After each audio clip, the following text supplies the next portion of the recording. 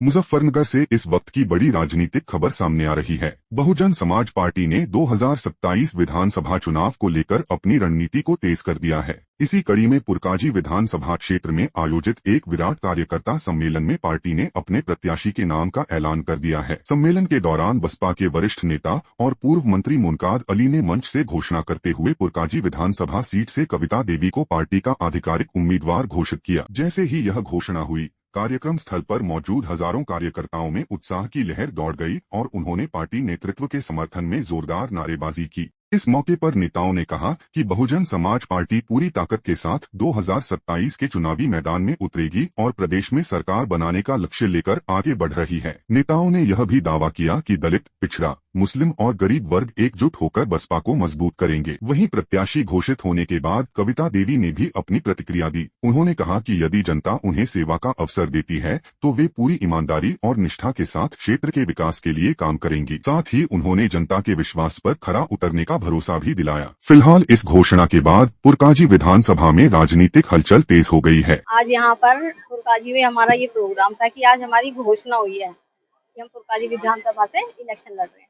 मैं पब्लिक के साथ हूँ, हर सुख दुख में उनके साथ रहूंगी और पुरकाजी के विकास के लिए काम करूंगी। मेरी अपनी जनता से यही अपील है, हम उनके साथ हैं और जो भी कभी भी कोई भी जरूरत पड़ेगी हम उनको हमेशा साथ देंगे। मेरे साथ में रोजगार पे होगा, बेरोजगारी पे होगा और साथ में चिकित्सा पे भी होगा, कार्य करूंगी। बहुत अच्छा लग रहा है। देखिए, जहाँ तक SIR का मामला है, एक पॉलिसी के हिसाब से ज्यादातर वोट मुसलमानों की और दलितों की काटी गई है और हमें उम्मीद है कि जो भी वोट हमारी इस टाइम बची हैं, हम लोग कोशिश कर रहे हैं।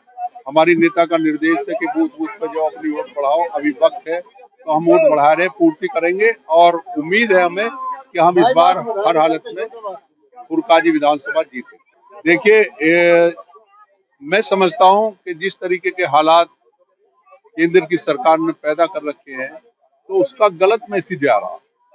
एक तरीके से ये महसूस हो रहा कि ये कोई संविधान के हिसाब से नहीं बल्कि डिक्टेटर के हिसाब से सरकार चल। देखिए, नाकामी हर स्तर पर है। कानून व्यवस्था नाम की चीज नहीं है, कोई विकास नाम की चीज नहीं है, कोई रोजगार नाम की चीज नहीं है। आप बता ही रहे हैं कितने बेरोजगार हो रहे हैं और कोई योजनाएं भी बनती हैं तो सब कागजों में बनती है, कोई पॉलिसी भी बनती है तो कागजों में बनती है। इस सरकार पूरी तरीके से, देखिए, बी टीम नहीं है बल्कि बी टीम वो लोग हैं जो बी टीम बता रहे हैं। उसका कारण क्या है, सब लोग जानते हैं। इस देश की सबसे ताकतवर अगर कोई पार्टी है तो बहुजन समाज पार्टी है।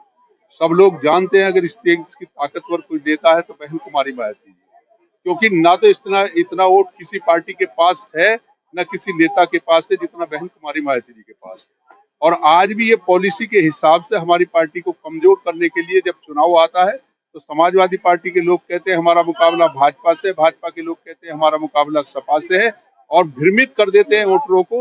हमारा वोट भले ही चाहे भ्रमित हो रहा हो, लेकिन अब वो लोग समझ चुके हैं, क्योंकि जो भारतीय जनता पार्टी को हराने वाले लोग हैं वो जान चुके हैं कि हमने हराने के लिए 2014 में वोट दिया, 17 में दिया, 22 में दिया, 24 में दिया, लेकिन भारतीय जनता पार्टी को नहीं हरा पाए। अब उन्होंने ये फैसला कर लिया है कि आने वाले चुनाव में हम बहुजन समाज पार्टी को वोट देंगे और अगर उन्होंने इसी तरीके से वोट दे दिया तो मैं दावे के साथ कहता हूं कि भारतीय जनता पार्टी का सफाया होगा और बहुजन समाज पार्टी की सरकार बनेगी। देखिए, ये फैसला हमारी नेता आदरणीय बहन जी करेंगी और हमें पूरी उम्मीद है कि हम इस बार सरकार बनेंगे।